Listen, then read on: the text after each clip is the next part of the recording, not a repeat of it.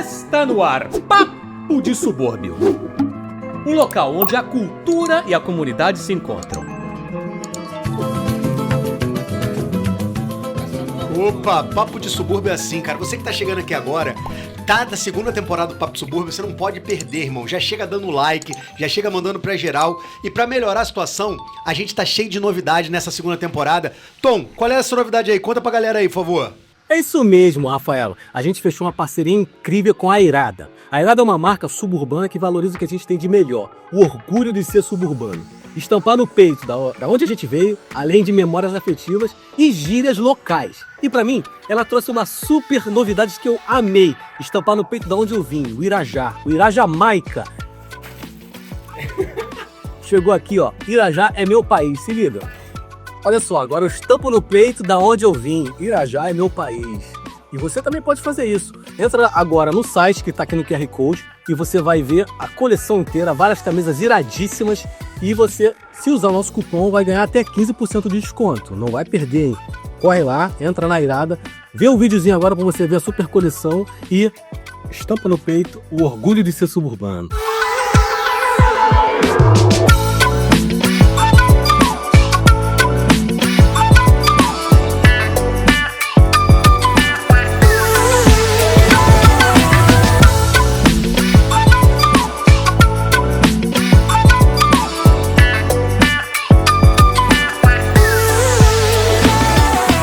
Irada, mais que um look, identidade.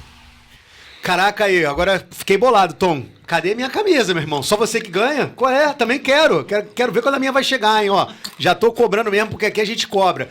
E você que também tá chegando aqui junto, não deixa de valorizar, de patrocinar, de se juntar a essa rede suburbana, que hoje tem um convidado massa aqui pra gente falar muito. Convidado que é meu amigo pessoal e é um historiador de mão cheia, conhece tudo do subúrbio. Mas o Tom vai contar pra gente quem é esse cara aí, né não, Tom? Ele é historiador, escritor e cronista das tretas do trem, busão e da vida real. Criador do subúrbio e da depressão, ele transforma o caos do subúrbio em crítica, afeto e gargalhada. No Papo de Subúrbio, ele chega com tudo, porque entender o subúrbio é rir pra não chorar. E nisso, ele é mestre. Vitor Suburbano, no Papo de Subúrbio.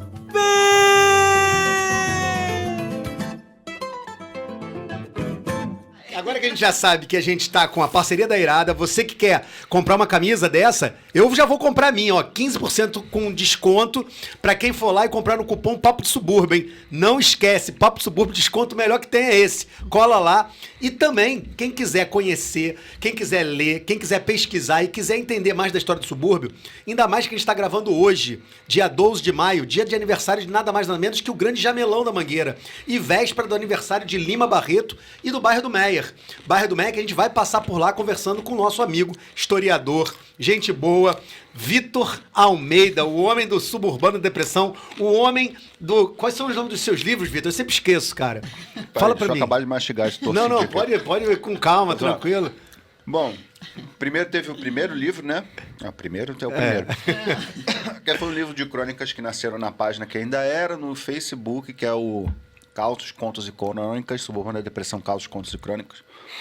E o segundo, que foi uma dissertação de mestrado, que foi a cidade, a freguesia e a fábrica, a Belle Époque suburbana e industrialização na freguesia de Campo Grande. Cara, o cara é bom de título, hein? E já vem terceiro aí daqui a pouco. A gente vai falar sobre isso, mas não. Espero Mas que venha. eu quero primeiro... hoje a gente tá brindando com água, segunda-feira, depois Dia das Mães, sabe? A galera não tá ainda... Isso aí. Demorou pra chegar até a gente, né, Vitor? É isso. Mas é engraçado que quando a gente fez a reunião pra saber quem vai ser o primeiro convidado do Papo Subúrbio, um dos primeiros nomes que chegou aqui foi o do Vitor. E depois de mais de 70 episódios, Vitor chega aqui. O Vitor é muito solicitado. Mas, Vitor, eu quero começar deixando você falar à vontade. Até agora não deixei ele falar uma palavra. Mas tu fala pra caralho, Rafael. Você sempre é foda, fez. cara. A gente Ele fala bem, né? fala pra caralho e fala desesperado, né? Uma Não, coisa e atrás da melhor outra. ainda, não fala qualquer coisa, fala conteúdo. Se falasse muito e falasse nada, aí a gente ficaria mais puto, mas não, traz conteúdo pelo menos. Rafael, não dá, né? Porra, depois eu vou ter que acertar aquele patrocínio aqui pro cara, né? O cara já chegou dando uma moral dessa, nem começou ainda, Não, cara. a gente fez esse ano, foi ano passado, né, que a gente fez o simpósio lá Finalzinho do ano passado. na Federal de Minas sobre História e Direito à Cidade, né? Rafael deu uma aula lá pro pessoal e tal, eu fazia pequenas inserções na fala dele. E eu acabei também ganhando essa aula, né? Porque o pessoal todo assim, o pessoal lá da Federal de Minas, né? O pessoal todo prestando muita atenção. O Rafael fala bem de samba, fala bem de questão de direito à cidade, de subúrbio e tal.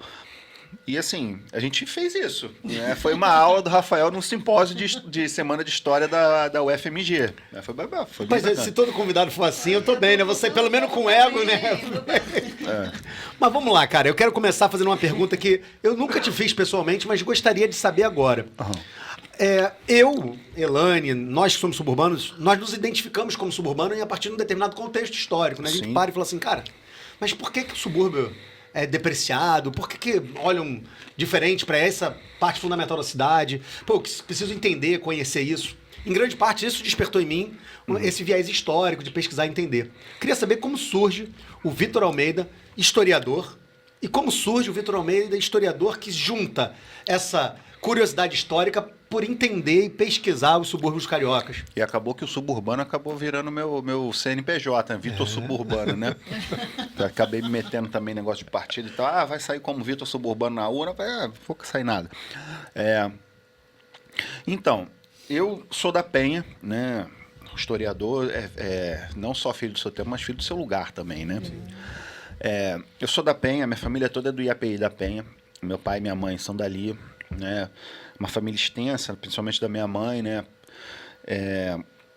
E eu cresci na Leopoldina, na zona da Leopoldina, né? E eu sempre cresci quando eu ia para lugares como na Zona Sul, né? Para outros lugares, assim, mais com a galera com mais grana, mais poder aquisitivo, né? Eu sempre ouvi assim que, pô, você mora mal, quem mora em tal lugar mora mal, mora na Baixada mora mal, não sei o que, não sei o que. E eu também sempre tive essa veia assim de gostar, eu sempre fui muito nostálgico, né? Eu sempre gostava de ouvir meus avós falando da década de 60, década de 70. Então assim, minha paixão da história começou mesmo pela família, né? E só depois que eu fui descobrir que eu sou trineto do Guilherme A Paraense. gente vai falar disso, cara. Né? Pô, com certeza. Então, assim, eu fui, quando eu terminei o ensino médio, eu prestei para História na Gama Filho, né, em 2006, mas só que aí, naquele negócio de adolescência, banda de rock, quero ser famoso com rock, larguei e só fui voltar para a faculdade em 2011. E tentando comunicação social, porque eu também sempre gostei de jornalismo. Mas só que na época, quando eu passei, a faculdade estava muito cara, a mensalidade. Eu trabalhava em shopping e tal, aí eu fui fazer história mesmo, que também eu sempre amei. Então, assim, eu entro Curiosidade, Vitor, trabalhava em qual shopping, irmão? Porque eu também trabalhei em shopping. Botafogo pra shopping. Trabalhei em shopping Tijuca. Trabalhei no Botafogo para shopping, trabalhei no Saara, trabalhei... No Rio Sul não cheguei a trabalhar, Shopping Leblon, Caraca. Carioca Shopping trabalhei um tempo também. Então, assim... Eu fui fazer, em vez de fazer comunicação, fui fazer história, né?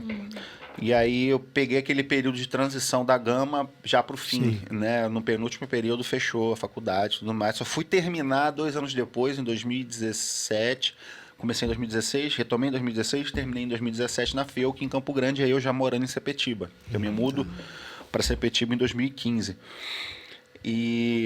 Mas despertou em mim essa questão de questionar essas afirmações que eu ouvia quando criança, de que morava mal, de que somente a Zona Sul era retratada como o Rio de Janeiro e tudo mais, quando eu fui me aprofundando nos textos que a gente lê na Faculdade de História, né?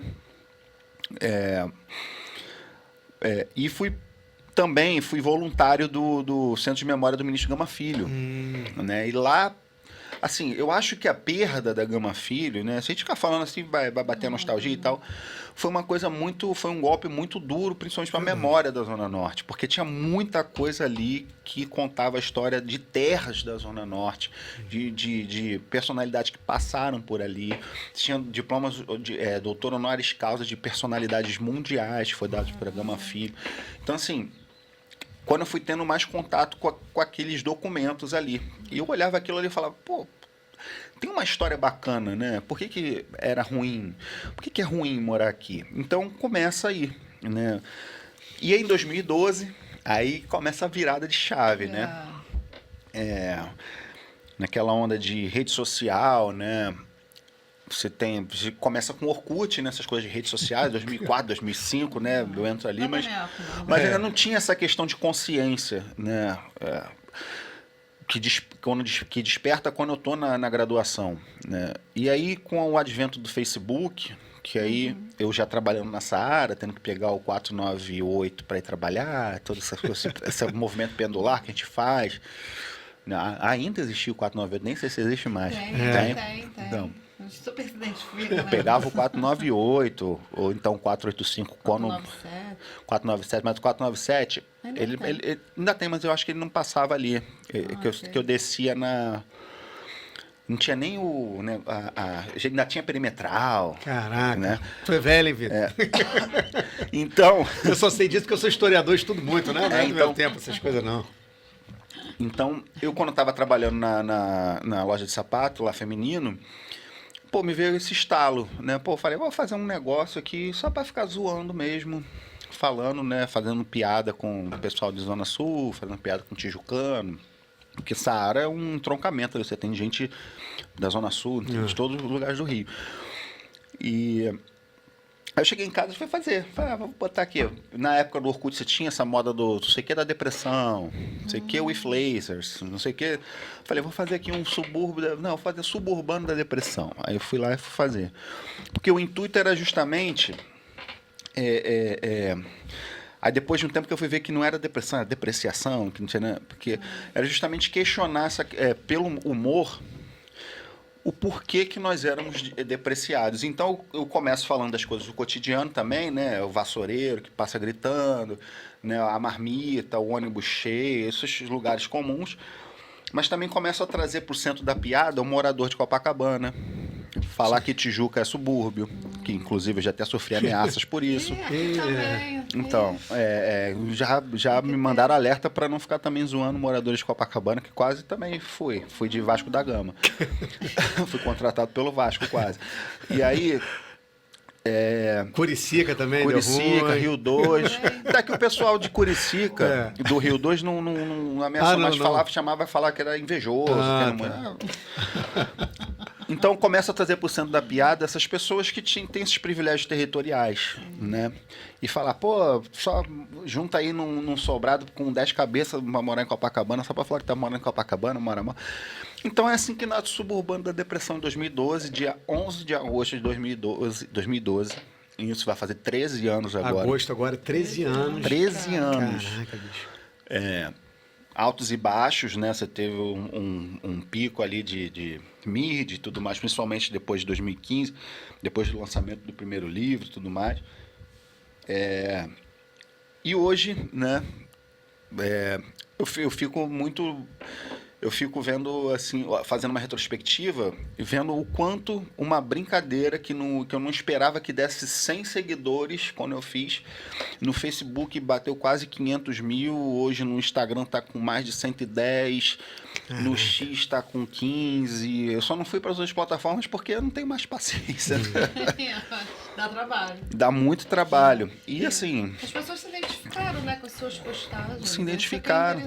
Tem muita gente que falava, cara, parece que você mora comigo, parece que você ouve minha mãe falando, parece que você é meu vizinho, porque minha rua é assim mesmo. A identidade, né, o pertencimento do subúrbio. Não, e pegar essa ideia do padrinho, né, como um elemento do cotidiano suburbano, né, essa família estendida onde todo mundo cuida do filho do outro, muitas vezes, né, a mãe dali vai trabalhar. Eu morava numa vila que era assim, minha mãe ia trabalhar, a vizinha ia trabalhar, e quem cuidava da gente era a dona Irene, que era a vizinha, que era a senhora que era aposentada e morava no fundo da vila, entendeu? Então... o que eu costumava sempre falar, né? No subúrbio, o vizinho te socorre antes de chegar a SAMU. Né? Tem sempre o vizinho que tem um carro que empresta, que leva pro hospital quando você precisa, ou que vai te ajudar para levar para algum lugar que você precisa. Enfim, você tem muito dessa solidariedade ainda, que eu acredito que seja fruto das ausências que ainda tem o subúrbio hoje. Né? A ausência do poder público, a ausência, infelizmente, de consciência, até mesmo com o local, porque tem muita gente que não gosta mesmo. Estão no seu direito, a gente não sabe o que essas pessoas são atravessadas, né? Os traumas, tem tudo isso. Mas é o que eu sempre falo, cara, eu já tive a oportunidade de sair. Mas eu falo, acho que a gente tem que lutar para trazer a dignidade, porque a gente tem que sair do nosso local. A gente tem que sair onde a gente tem a nossa rede de afeto, onde a gente conhece, onde a gente sabe como fala, onde a gente sabe como entra, para ir morar num lugar porque é mais perto do trabalho. O trabalho tem que vir para cá, as pessoas têm que vir para cá também. Né? Mas isso é como é que você desfaz mais de 100 anos de depreciação assim, em 13? Não tem como. Eu vou voltar num ponto da tua fala, Vitor, quando você fala da Gama Filho. E você fala da Gama Filho e fala do IAPI da Penha. E a gente tem que lembrar, e aí é importantíssimo estar com alguém que é um historiador, que é um cara que tem uma leitura crítica da cidade. O Vitor, hoje em dia, ele é, né, um intelectual orgânico, usando aí o termo gramsciano, de alguém que está questionando, né, seja através das redes sociais, seja através das ações públicas ou políticas do Vitor, essa perspectiva que a gente tem de uma cidade que ainda é segregada e segregadora, né, da maioria da sua população. E quando você fala do IAPI, é um projeto, né, da década de 40, do governo Vargas, no mesmo contexto que a Gama Filho está se tornando uma instituição de ensino fundamental na Zona Norte, pela iniciativa privada, porque a gente também ainda tinha poucos investimentos públicos de educação ainda, né, no ensino superior, acessando a Zona Norte, a Zona Oeste, por mais que o fundão vá nascer daqui a pouquinho nesse contexto. Mas a minha pergunta para você é por que esse subúrbio, que na década de 40, de 50, era uma área clara de expansão da cidade, era onde a Avenida Brasil estava cortando com a ideia de trazer empreendimentos, trazer investimentos industriais, comerciais. E hoje em dia, sobretudo a partir dos anos 90, né, a partir da redemocratização, um momento tão importante politicamente para a retomada da cidadania no Brasil, a gente vivencia uma perda de investimentos e aí um segundo ou terceiro ciclo muito violento de segregação suburbana. Por que você acha, Vitor, que esse projeto nacionalista, que passava pelo governo Vargas, evidentemente, falando no campo histórico, né, do subúrbio proletário, da dignificação do trabalho, se perde ao longo desse processo? E o Vargas que investiu muito mais na eletrificação dos trens do subúrbio do que na própria CSN, né? Para você ver como é que você tinha um projeto mesmo ali varguista para essa parte da cidade, que aí, se você for puxar lá atrás, aí eu já vou entrar também na minha pesquisa de doutorado, aí não é o intuito aqui. Mas nós vamos entrar na Belle Époque. Fica Vamos calmo, entrar na Belle nós vamos Époque. chegar nela. Então, aproveitando que então a gente já vai entrar em algum momento, eu lendo alguns textos para pesquisa, eu me deparei com uma fala que foi bem interessante, que me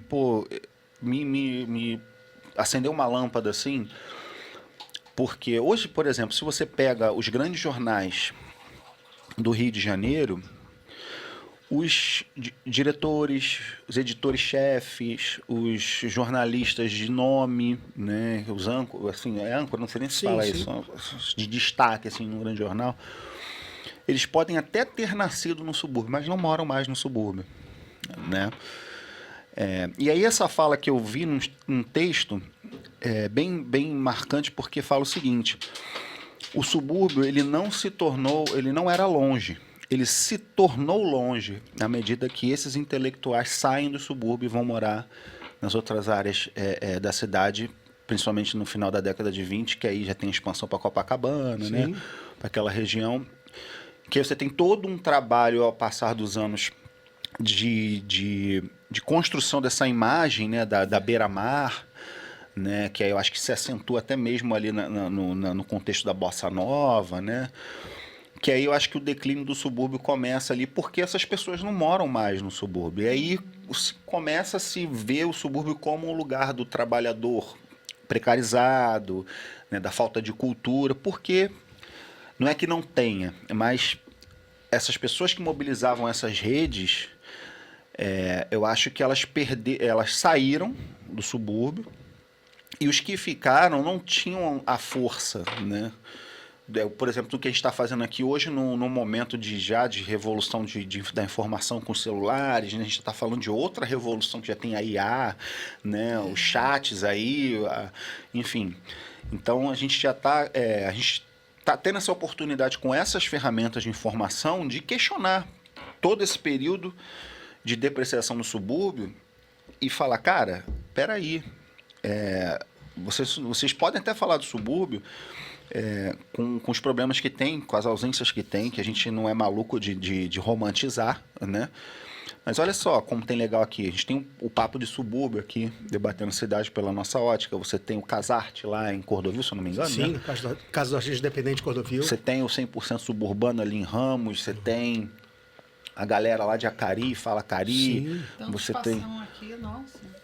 E que, em um certo momento, essa grande mídia ela começa a acionar, por exemplo, o Rafael, o próprio René Silva é oriundo, né? E outros nomes do subúrbio, porque eu acho que não tem alcance, né? Precisam dessas vozes dali para falar não só dos problemas, mas também das potencialidades, né? Então, esse trabalho que a gente tem feito na década, principalmente ali a partir da metade da década de 2010, eu acho fundamental para essa releitura da cidade, porque você usa as ferramentas tecnológicas para você dar um freio nessa ideia da cidade maravilhosa, né? Do Manuel, eu gosto de falar do Manuel Carlismo, né? Dessa questão do Manuel Carlismo, né? De você tratar o Rio de Janeiro em horário nobre, só com aquela música do Wave tocando no fundo, a visão bossa nova, as pessoas andando de salto alto dentro de casa, né? Os problemas da Helena, né? Do Manuel Carlos.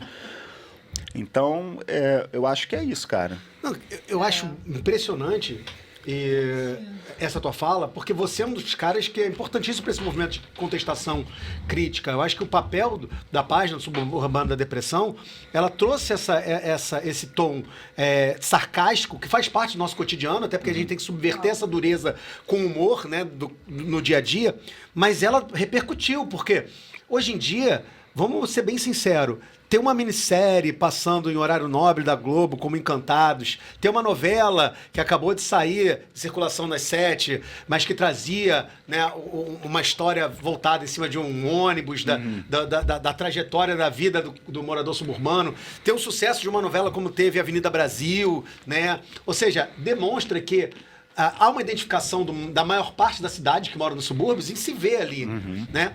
Só que ao mesmo tempo que isso acontece, a gente continua vivendo ou, né, observando práticas de falta de investimento de forma isonômica no subúrbio. Eu falo isso com relação a equipamentos culturais. A gente tem ainda muito pouco investimento do governo estadual e municipal em ampliação de equipamentos de lazer e cultura nos subúrbios. Ah, mas atualmente a gente tem parques.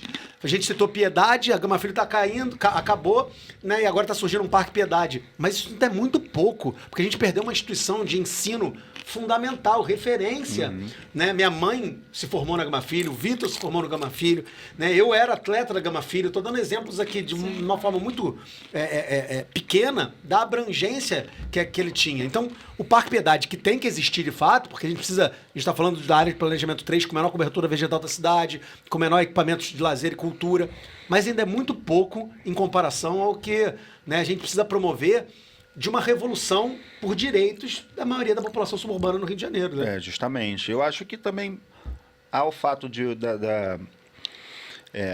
por mais que a gente tenha furado essa bolha dos roteiros, né, que você citou, e aí tem diversos, né? Tem o próprio Vai Que Cola, que tá aí anos aí, apesar das caricaturas ainda, perpetuando caricaturas, enfim. Reforçando estereótipos que não são verdadeiros. Enfim. Você furou como eu te falei, acabou furando uma bolha, né? Nós mesmos aqui, né? A gente conhece também amigos e amigas que foram chamados para compor esses roteiros, porque quando a gente via antes a composição desses roteiros feitos por quem não mora no subúrbio, era mais do mesmo. Não. Né? Era o cara que era o malandrão, queria passar a perna em todo mundo e era suburbano. Né? Que fala alto, a mulher que fala quer ser alto, educação, que não sei o que. A gente chegou e falou, não, peraí, cara, isso aí já não cabe mais. Tem as pessoas, sim, né, que a gente convive, são pessoas normais, a gente conhece pessoas com esse tipo, mas, pô, tem um cara também que não gosta de barulho, tem um cara que não fala gritando, tem um cara que não bebe. Eu sou uma pessoa que não bebe, que, inclusive, dentro dessa formatação, né, de estereótipo, quando eu chego e falo, pô, cara, eu não bebo. Que suburbano é você que não bebe? Eu falo, só porque eu sou suburbano tem que me embriagar? Não, porque o suburbano tem... Não, cara, não é assim, isso é uma construção, né? É para não ser chato, eu não entro no debate sociológico, antropológico. Contextualizar tudo. Né? Mas aí é isso. A gente chega e fala, cara, tem acadêmicos, tem um pessoal que, não gosta de bagunça, que gosta de ficar recluso, que não gosta de se envolver com o vizinho, que não dá golpe, né? Que não é nada daquilo que é tratado. Né? E são muitos. Quiçá talvez seja até a maioria. Né? É porque justamente sobressai essas figuras que, por mais que algumas tenham atitudes lamentáveis, quando você para assim de uma forma, quando o sangue esfria, você para, chega até a ser engraçado algumas situações, né? Porque às vezes situações que no momento no ônibus, no BRT, que tu fala, cara, o cara tá fazendo isso, tá fazendo essa bagunça, quando tu fala, cara, como é que o cara chamou a mulher ali, como é que ela falou, como é que ele, né, a forma que ele falou, isso acaba sendo uma experiência bacana assim, né, uma experiência que você vê, cara, só tem aqui. Eu pego o BRT, a última vez eu ria tanto dentro do BRT, ria tanto. O Vitor, ele fala de uma coisa que eu acho muito bacana, é muito característica falar dele, né? As gambiarras suburbanas, né? Que me remetem muito a essa ideia, né, da necessidade que o suburbano tem de não só rir da adversidade, mas encarar ela de forma criativa, né? Essa cultura da escassez, como Milton Santos dizia, de você driblar essa diversidade da vida e sobreviver com o que pode. E muitas vezes isso passa pela essa cultura associativa, porque você não pode sobreviver aquilo sozinho. Então, eu sempre dou o exemplo da laje. Eu tenho que construir a casa, mas eu sozinho não consigo bater a laje. Então, vamos fazer um mutirão aqui, vamos fazer essa laje subir. Eu uso o exemplo da laje porque eu acho que ela materialmente é muito emblemática, simbólica, né? E eu acho que a gente tem um mutirão suburbano que acontece diretamente ou indiretamente, assim. O Vitor tá falando de amigos nossos que escrevem, que fazem roteiro, que são suburbanos, que estão ocupando esses espaços, que ainda são minoritários, mas que já acontece. O Vitor mesmo tinha uma coluna muito bacana num jornal de grande expressão, né, falando da cultura suburbana. E eu acho que são espaços que a gente tem para furar essa bolha. Mas ainda são frestas. Eu acho que elas não podem ser frestas quando a maioria da cidade, e é sempre chato falar isso, porque parece que você está sendo repetitivo, mas a gente precisa enfatizar. A gente está falando que o subúrbio é um conceito itinerante historicamente, geograficamente, mas na cidade do Rio de Janeiro, ele se cristalizou por uma série de questões que tem relação com a Belle Époque, que a gente vai entrar, mas a gente fala de um subúrbio no Rio de Janeiro que contempla a Zona Norte e a Zona Oeste, que tem praticamente 80% da população do Rio de Janeiro. Né? A gente pode, dependendo do que a gente considera como subúrbio, dizer que é 70% ou 80% da população, mas que, de fato, essa população ainda não tem, e isso é importante, é por isso que eu vou entrar até na militância política do Vitor, ainda não tem nem representatividade política. Se a gente for pegar, né, as casas legislativas, seja em esferas municipais ou estaduais do Rio de Janeiro, a gente ainda não tem uma representatividade que equivalha aos nossos 60%, 70% de população da Zona Norte e da Zona Oeste, né, Vitor? E não só a questão não é só questão de carregar porque o que é mais a gente... Eu disputei a eleição em 20 como vereador, né, para o cargo de vereador, e talvez o Rafael tenha visto e tal, meu caderno de propostas trazia um projeto de desenvolvimento voltado para o subúrbio. Eu sempre pensei em minha campanha voltada para o subúrbio, a partir do subúrbio, Rio de Janeiro visto do subúrbio, né? E dentro desse contexto todo, né, a própria identidade suburbana entrou na disputa também, não sei se você reparou de uns anos para cá, das pessoas se reivindicando. Eu sou orgulho suburbano, eu sou suburbano. Às vezes a pessoa nem mora aqui no subúrbio, né? Enfim. Mas tem pessoas que se apropriam, né? Não, assim, eu não tô querendo ser o dono da questão. Claro. Não é... Mas, é bacana. Mas isso a gente já via, por exemplo, e vê, né, ainda, né, com os resquícios, né, com o chaguismo. Né? O cara que vai pro interior para inaugurar bica, né, e fala que ama aquele lugar, mas, na verdade, quando mais aquele lugar precisa, não tá lá. Né? Então, como é que você rompe com esse histórico, né? Até de uma certa forma chaguista, né? claro. de você perpetuar somente a busca de votos nesses lugares e você não dá nenhum tipo de retorno, não só de identidade, mas também material. Né? Mas Fala, desculpa. Não, é isso que ele tá falando. De um tempo pra cá, eu acho que ficou um pouco mais popular falar esse negócio do orgulho suburbano, né? Mas até agora a gente não viu chegar nada, assim. Pois é, porque acabou... que a política invista mais exatamente no que você está falando, né? Na cultura, principalmente na cultura, né? Eu acho que talvez a gente ainda tenha que caminhar um pouco mais, mas a gente ainda não está vendo chegar. Mas os movimentos, eu acho que está cada vez maior. Os movimentos existem, mas quando você lida com a política institucional, até mesmo a política partidária, né? Pouco se debate a respeito do subúrbio, né? Estava falando aqui nos bastidores. Você tem as questões que envolvem a Zona Sul, né? A Zona Sul num termo não só territorial, mas também num termo simbólico, né? De áreas mais privilegiadas e tal, porque você pega aqui esse trecho Zona Sul, Recreio, né? Você tem essa visão da cidade entre essa Zona Sul e a favela. São dois polos, né, que juntas representam aí em torno de 22% da população. E os outros 70 e tantos, né, ficam onde? Sem representação, né, fatiados. A gente está gravando na Ilha do Governador, a gente sabe que tem...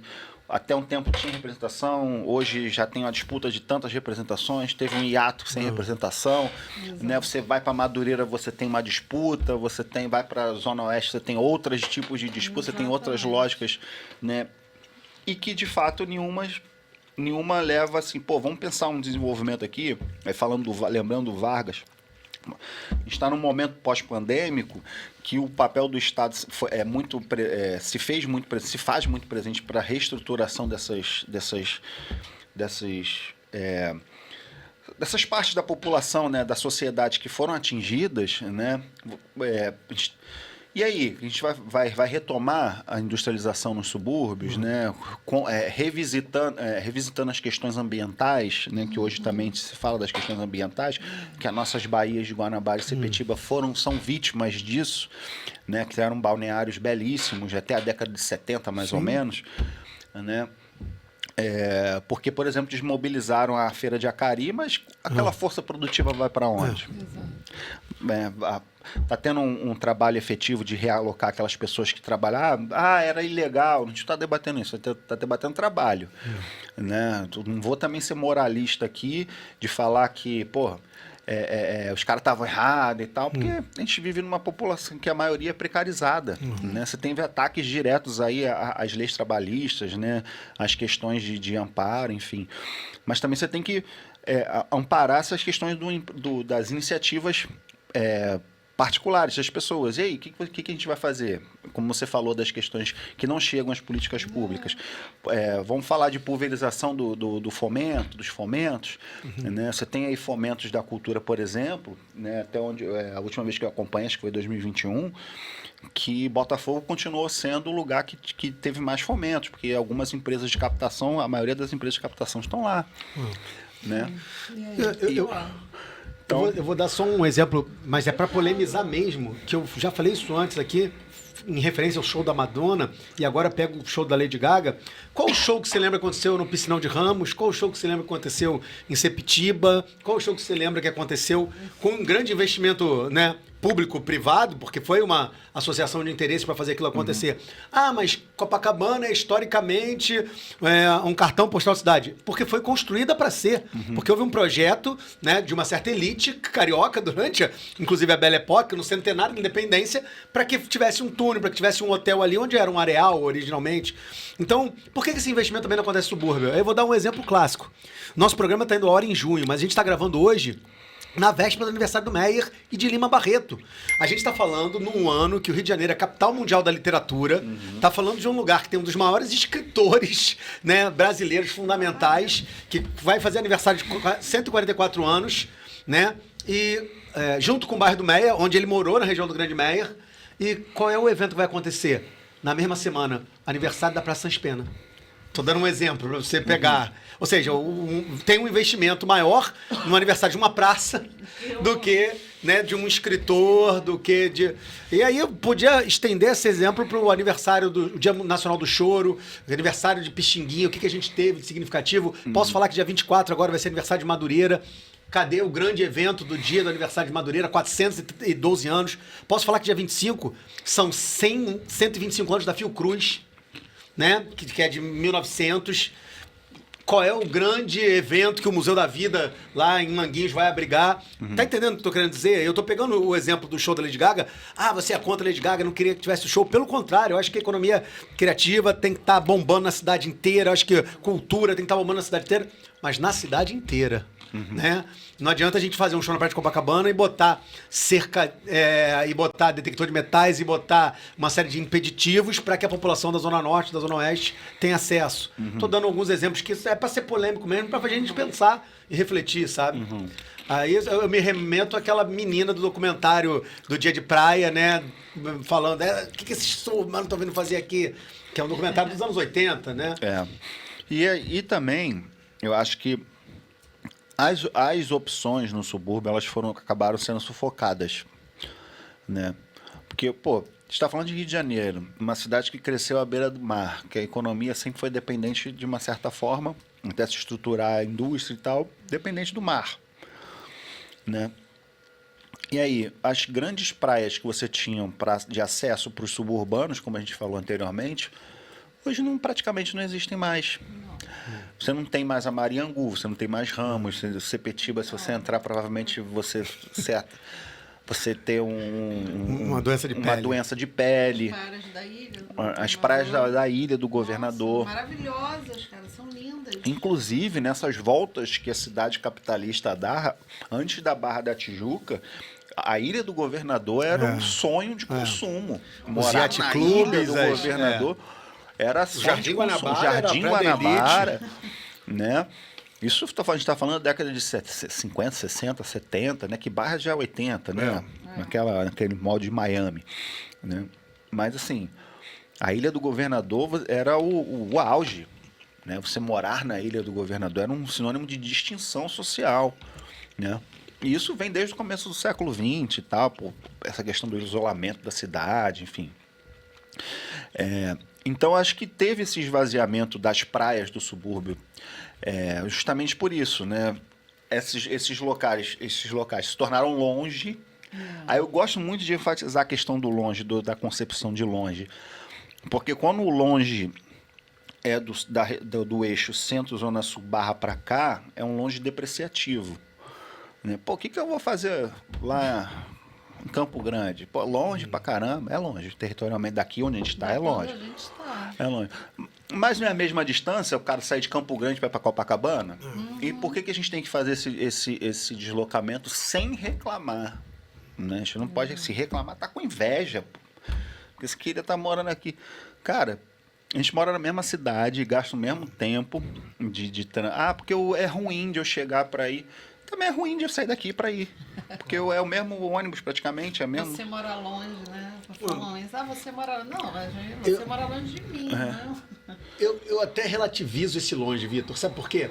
Porque depende do quão longe da perspectiva de longe. Eu entendi que você quis inverter a lógica, até da perspectiva de centralidade, centro-periferia, que é algo que eu também não consigo conceber.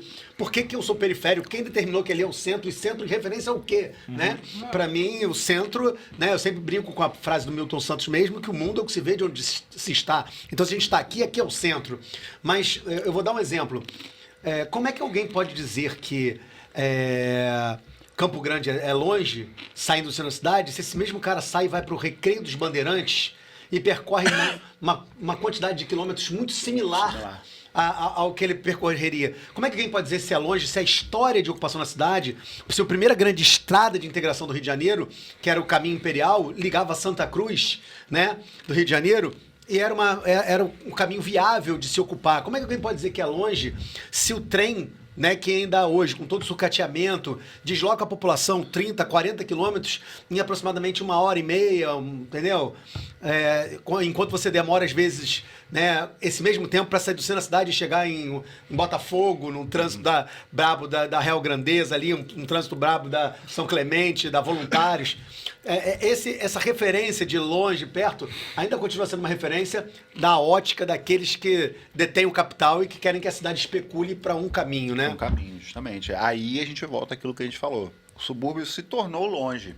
Não era longe, porque o sonho, como a gente acabou de falar da Ilha do Governador ali no meados da século XX, né? Era o sonho das pessoas que tinham um pouquinho mais de condição morar na Ilha do Governador, né? De fugir dos bairros mais populares, né? Até mesmo do centro e tal. Quando você tem a lógica de construção da Barra da Tijuca, o sonho se torna a Barra da Tijuca. Aí o eixo de migração se... Né? Ao momento que era a Zona Sul, né? Aí ele já está falando de uma aristocracia com nome e tudo mais, né? O grande exemplo é a Tamborindeg, né? Sim. Que mora ali no Chopin. Inclusive, ela estava empolvorosa ali durante... Eu fui no show da Lady Gaga. E ela estava lá com o megafone lá, gritando lá de cima, lá, todo mundo tirando foto. É interessante ver essa... Vamos dizer que é uma rixa, né? Da pessoal da Zona Sul com a Barra, né? Porque você tem esse negócio dos novos ricos com quem já nasce com dinheiro, né? Emergentes. Emergentes. Né? Relembra muito a Inglaterra do século XVIII, né? Mas é isso, as pessoas... você estuda praticamente, pelo menos estudou no mestrado, né? Mas tem tanto conhecimento quanto eu a respeito desse início do século XX, né? Que as pessoas saíam da Glória, saíam daquela região mais central para comprar casas no subúrbio, nas freguesias de Inhaúma, de Irajá, até mesmo para Campo Grande, porque o grande ativo era você viver longe do burburinho da cidade. Do centro conurbado. Do centro, daquela bagunça e tal, né? E até a década de 60, falando de Santa Cruz e Sepetiba, né, que a gente estava falando das praias, dei uma olhada nos classificados, né? Dos grandes jornais ali da época, né? Compre terreno em Santa Cruz com clima aprazível, perto da praia de Sepetiba e sua lama medicinal. Você tem a lenda da lama, né? De Sepetiba. Se passar no rosto, você é quase o Césio lá de Goiânia, né? Quase o Chernobyl, né? Que é uma pena, né, cara? Porque pra quem não sabe, olha, eu já destruí no cenário. Não, relaxa. A Baía de Sepetiba, né, que é um berçário de boto cinza. Boto cinza que é um símbolo da cidade. Da bandeira do Rio de Janeiro. E volta e meia aparece 3, 4 mortos lá, por intoxicação e... A depreciação da Baía de Guanabara depreciou muitos bairros, né? Cara, é tão doido pensar nessa perspectiva de como a cidade atende a esse interesse de um determinado grupo dominante que disputa esse status quo, a manutenção desse status quo, que o período que o Vitor estuda, e a gente vai entrar um pouquinho nesse período, a própria Belle Époque carioca, né? Ela era um momento em que a população suburbana estava reivindicando algo que as elites sabiam que eram fundamentais. A chegada desses investimentos, né, dessas melhorias, dessa modernização dos subúrbios. E durante muito tempo isso foi adquirido. Né? Eu que nasci fui criado ali no Encantado, aquela região em volta ali de Piedade, do Engenho de Dentro, foi um dos primeiros lugares a ter distribuição de sistema de gás, pavimentação, iluminação de rua, num contexto muito similar ao que estava acontecendo com as reformas urbanas, né, do início do século XX. Então, até determinado momento, esse grupo que se deslocava e que investia no subúrbio tinha força para cobrar e reivindicar do poder público, criando associações, ligas, fóruns suburbanos, para pressionar esse investimento no subúrbio, né? E interessante que eram principalmente... A gente tem que fazer um recorte de classe, né? Porque quando a gente pega ali... década de 1870, que é quando começam os trens de passageiros, né?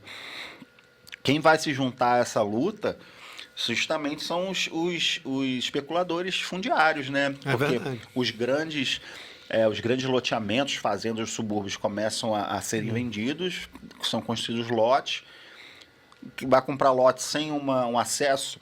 Então esses imobiliários, eles começam a também entrar na luta política para você ter acesso a paradas de trem, né, e tudo mais. E aí quem tem até uma pesquisa da Elaina, já deu uma olhada? Sim. Sempre que eu vejo eu lembro de você, porque você estuda ali aquele... Ela estuda gente de dentro, principalmente. Aquele miolo ali, que ela vai falar... muito disso também só ocorreu por causa dos especuladores, Claro. né?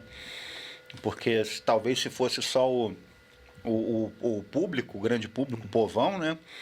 Quanto tempo a gente ia ver isso? Porque A família Maxwell, a família Honório Gurgel, famílias que estavam especulando em cima, comprando esses terrenos, reivindicando junto com o poder público, até influentes na Câmara Imperial e depois no governo republicano, né? né, os Albuquerque, né? Sim. O Capitão o Américo e o Ricardo.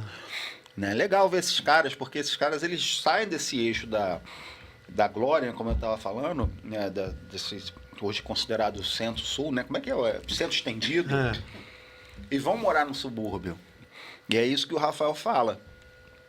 Quando eles vão morar lá, eles começam a fazer essas reivindicações e se juntar, criando uma grande rede de intelectuais, né, nos termos progressistas, não com os termos atuais, mas nos termos de vislumbrar o progresso para o subúrbio.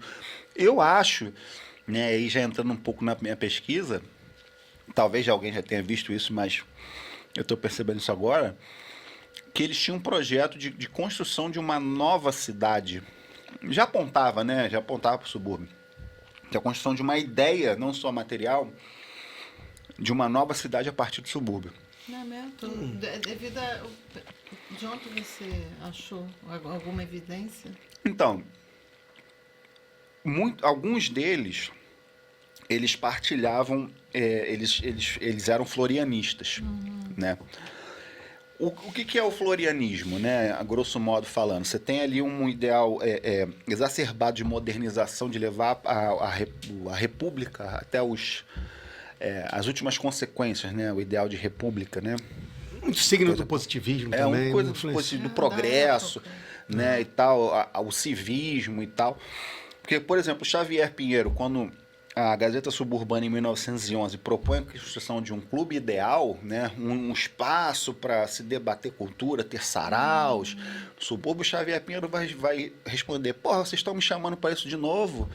Já tentei diversas vezes, estou tentando vários anos fazer isso. Lógico, não com essas palavras, né? Estou tentando, mas a galera não quer saber. A galera quer saber de jogatina, de beber. Você quer mais? Vamos lá. Se é para enaltecer o subúrbio, eu vou participar. Mas fiquem sabendo que isso não vai dar em nada. Porque o Xavier Pinheiro, se ele não foi talvez o principal, acho que foi um dos principais, né? Porque ele era florianista, né? Ele tinha esse ideal do civismo, ele escreve uma biografia do Floriano Peixoto, né? Junto com o Ricardo de Albuquerque, com o Américo de Albuquerque e outros florianistas. Então eles pensam, eu acho, né, uma hipótese, né, de que eles querem fazer do subúrbio uma nova cidade, longe daquela cidade cheia de vícios.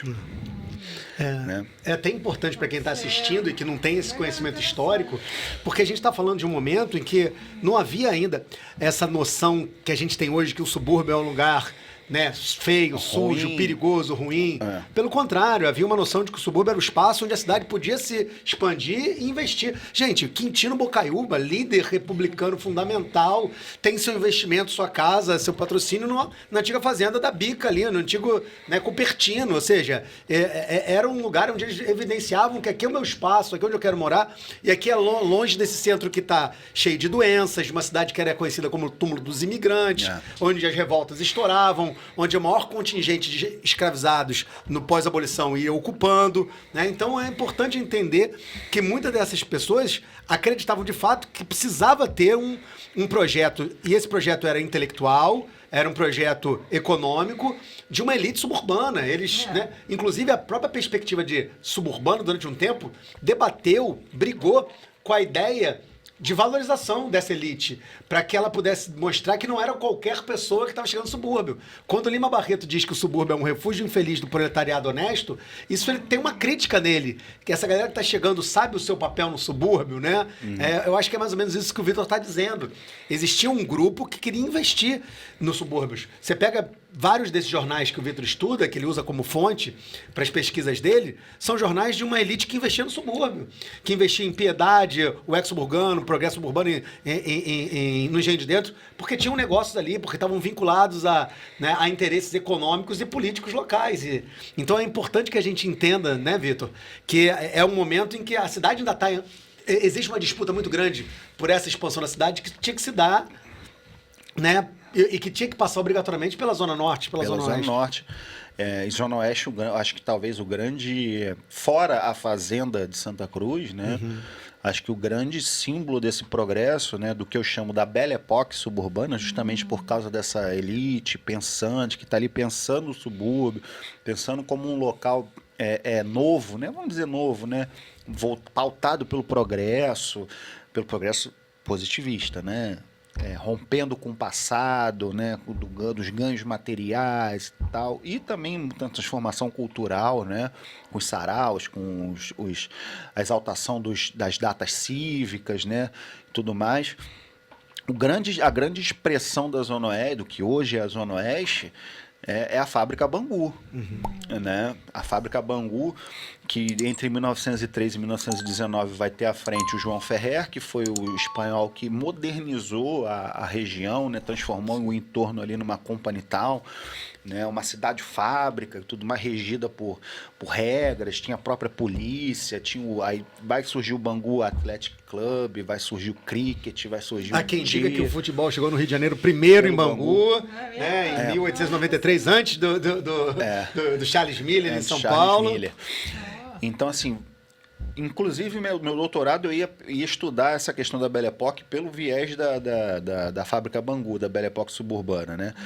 Só que aí eu falei, não, vou tentar linkar a questão do conceito do subúrbio com a Belle Époque, enfim, isso aí vocês vão ler mais na frente. Opa!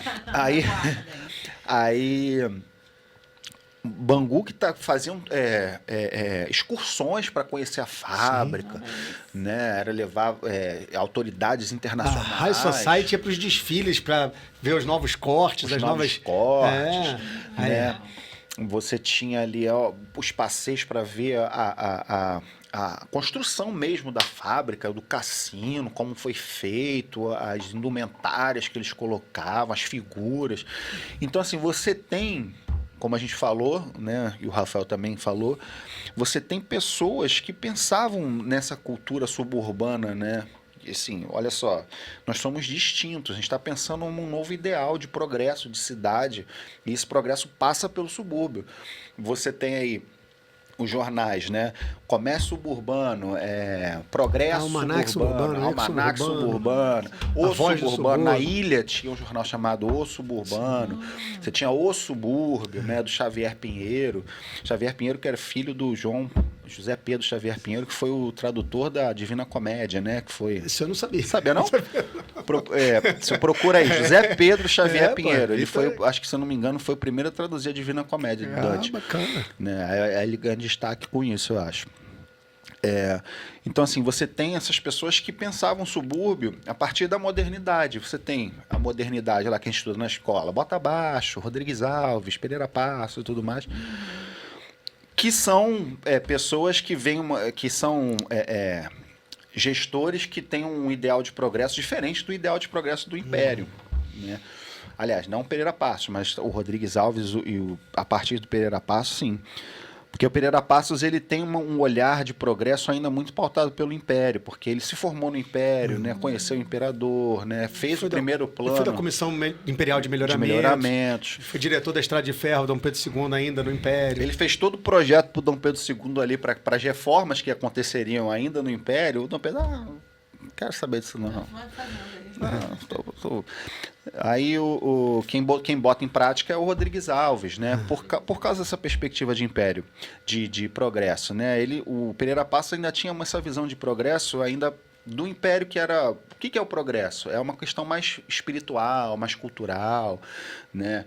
Mais humanista e tal. Quando chega a República, o ideal de progresso é rompimento total com o passado, é um progresso material, de você destruir o passado e construir. Tanto que o Pereira Passos ele não bota abaixo muitas construções ainda coloniais.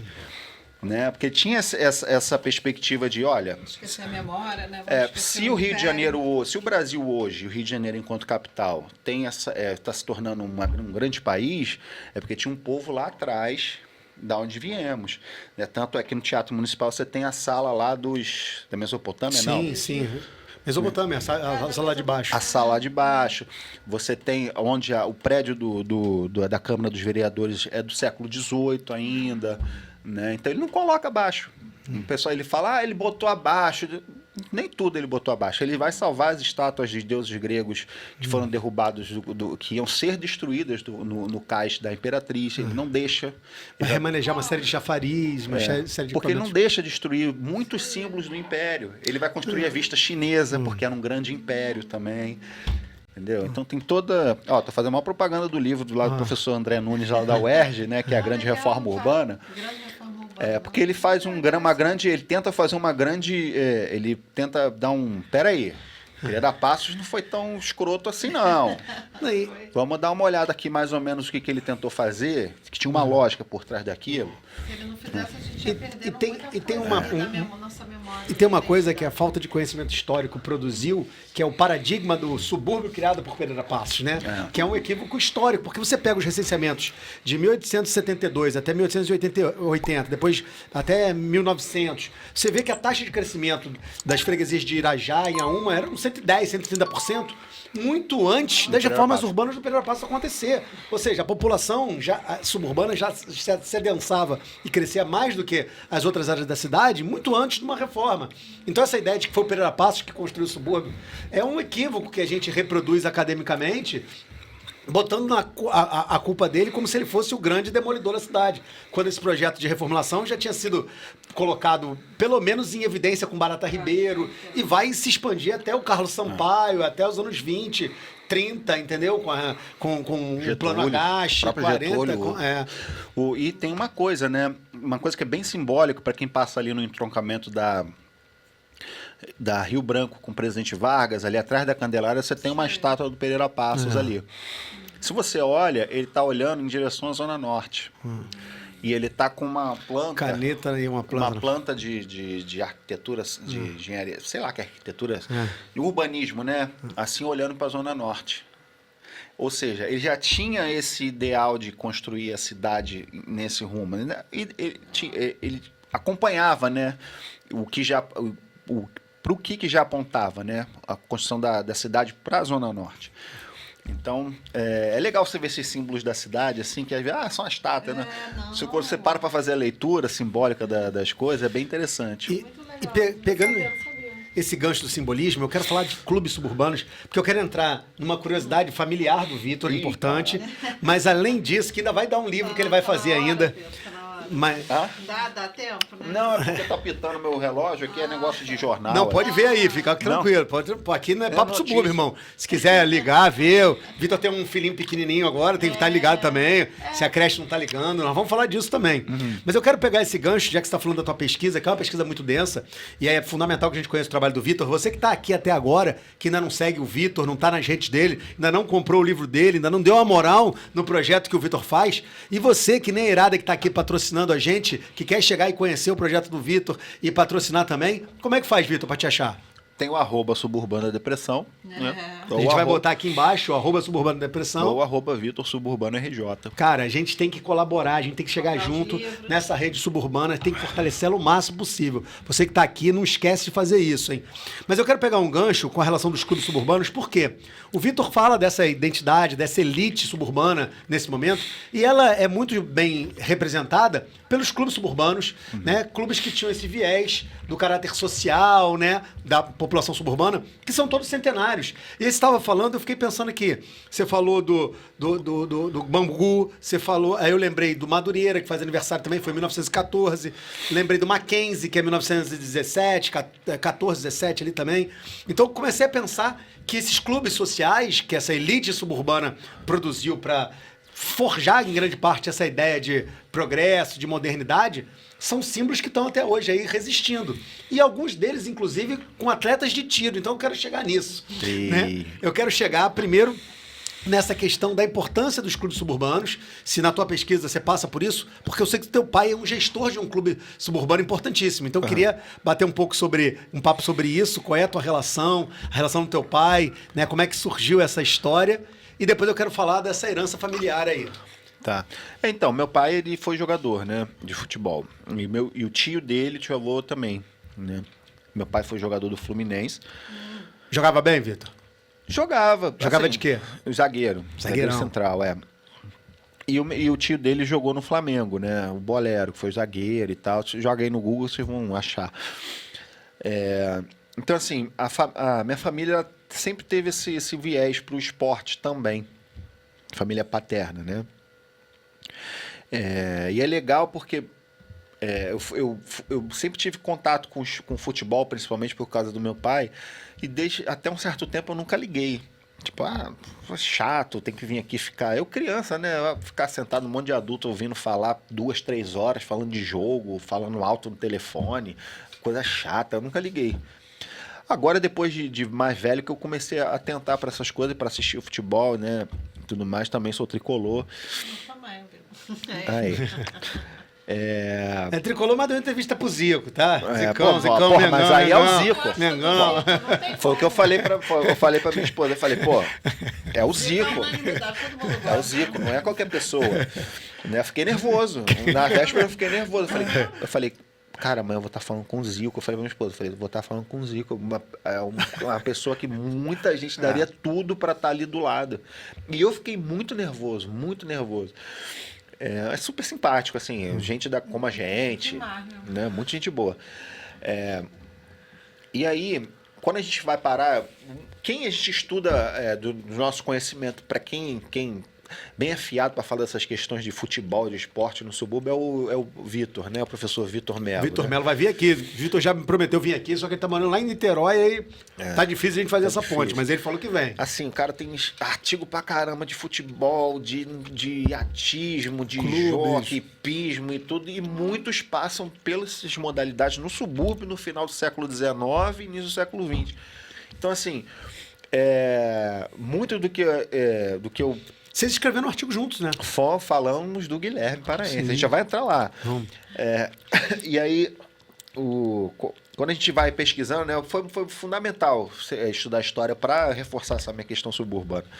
Porque você vê que, como o Rafael falou, esses clubes muitos foram frutos de ajuntamentos dessas elites, né, dessa pequena burguesia suburbana em prol dos melhoramentos locais, né? Você tem ali num certo momento, né, que hoje a gente fala, né, hoje não tem tanta mídia, mas você tem o clássico leopoldinense Bom Sucesso e Olaria, né? Meu pai é gestor do Bom Sucesso.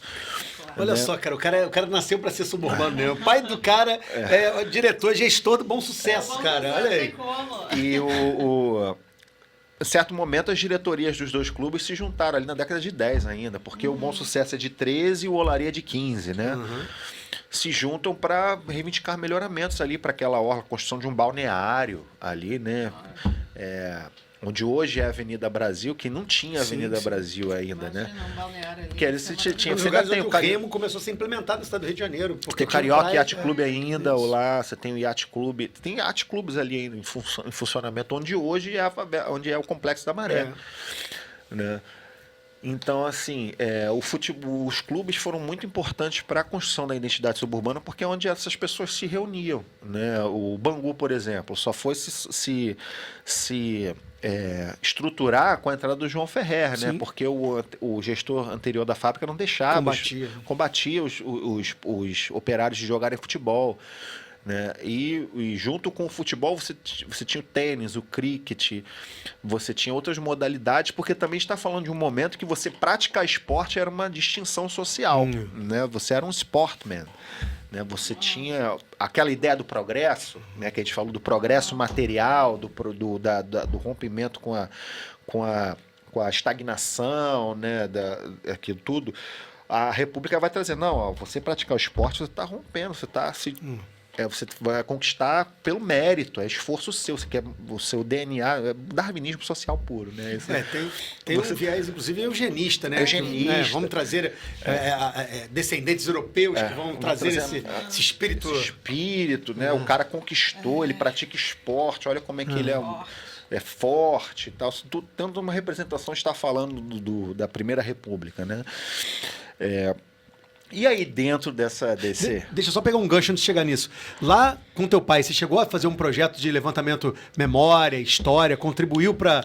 Porque é fundamental, né, cara? Então, hoje, o Bom Sucesso, assim como os diversos clubes, não só da Leopoldina, né, mas também do subúrbio, né, padeceram das diversas gestões que só queriam o dinheiro. Sim. Né? Então, assim, muito do patrimônio, da memória se perdeu, foi pro lixo, não sabe onde está, né? Então, assim, para talvez você fazer um resgate de memória, não só do Bom Sucesso, mas desses clubes, você vai ter que... Da Liga Suburbana de Futebol, por exemplo. Da Liga Suburbana. Tem uma plaquinha lá da Liga Metropolitana, que o Bom Sucesso acho que ganhou, jogou contra não sei quem, em 24. E, inclusive, a gente tá esquecendo um detalhe. Quem que fez o gol de bicicleta lá, em 32? Não sei. Na Teixeira de Castro, porra. Teixeira de Castro. Primeiro gol de bicicleta. Foi ali? Foi ali. Caraca. Leônidas da Silva. Leônidas da Silva fez. Foi ali o gol? Foi. Rapaz, olha só, e não tem nenhuma placa lá falando disso, não? Tem uma placa que fizeram lá, meia boca, mas não foi da nossa gestão. Caraca, eu juro Eu que sempre não falei, sabia. cara, a gente tem que fazer uma estátua do Leônidas aqui na frente do clube, cara. Nossa, Gol de bicicleta, primeiro registro de gol de bicicleta. olha aí. Ele fez com a camisa do Bom Sucesso, pô. Caraca. Preciso ali. Juro que não me... Olha só como o apagamento histórico é produzido também, Tanto né? que em 2023, nos 110 anos, não só do Bom Sucesso, quanto do Leônidas, o time jogou o jogo de estreia da Série D do Carioca, né, da B2, todo de preto. Caraca. Foi a primeira vez, né, eu propus, falei, gente, vamos jogar o primeiro tempo, vai ser a primeira e única vez que o Bom Sucesso vai jogar todo de preto em homenagem ao Diamante Negro. Sim. Né, a camisa toda cheia de diamantes, assim. E é item de colecionador a camisa, eu tenho. Porra. Mas, então, assim, é isso que a gente está falando, entendeu? Pô, como é que a gente faz... e o Bom Sucesso perdeu a quadra para especulação imobiliária, ali agora é uma casa, uma loja de utilidade pro lar. Quase que o clube vendem o clube para construir prédio. Né? E esses clubes, eles sempre sofrem esses assédios, né? O Olaria já sofreu esse assédio, porque são pontos centrais nos bairros, né? Ali na Teixeira de Castro são 200 mil pares de olhos que passam ali na frente todo dia, né? Então, assim, é um ponto que a especulação imobiliária vai estar ali, igual o Urubu. Né? Quer vender? Quer vender? E custa milhões. Bom Sucesso é um bairro comercialmente ativo, né? Com saída para a linha amarela, perto de trem, tem BRT, né? Tem saída para a linha vermelha, a Avenida Brasil é coração da Leopoldina. Né? Então... Esses clubes, eles padecem dessa falta de conhecimento histórico. E a gente não tem conhecimento histórico, por isso que a gente conhece tão pouco a história do Guilherme Paraense. Será que é isso? Ih, rapaz, agora a gente puxou o gancho. E quem foi o Guilherme Paraense? E qual a sua relação com esse homem? Com esse homem, como fala? Antuérpia, Olimpíadas da Antuérpia, 1920. 3 de agosto de... Foi 3 ou 5? Acho que foi 3 de agosto. 3 de agosto de 1920, uma diferença de 2 pontos, de 242 a 240, o Brasil conquista a primeira medalha de ouro olímpico. Olha aí. De sua história no tiro ao alvo, né? Tiro ao alvo, mas tem uma denominação outra do tiro, mas era no tiro. Tiro esportivo que chama. Tiro esportivo. Pelas mãos de Guilherme Paraense, mais conhecido como meu trisavô. Caraca, cara, tu vê, né? Tu vê a ligação depois. Olha só, cara. Mas eu só vim saber disso tudo depois, velho. Eu só ouvi, foi o primeiro medalhista, foi legal. Caraca, isso é muito, muito bacana, né? Na família de um historiador tem uma herança histórica dessa, cara. Mas no dia antes eles já tinham conquistado a primeira de prata, a né? primeira geral do Brasil. Da história do Brasil. Acho que foi bronze, Foi em bronze. equipe. Né? Mas com ele participando também, Com né? ele participando, né? E Cara, mais um problema, né, por ele ter sido de uma elite suburbana, do Meia, né, ele ficou meio relegado, né, na história, né? Porque é isso que a gente estava falando. Quem que fala de Guilherme Paraense na escola? Sem época de Olimpíada. Né? E o Afrânio que atirou com ele virou ministro do STF, morador da Zona Sul. Né? E aí o Guilherme Paraense, fora as brincadeiras, meu trisavô, avô da minha avó paterna, né?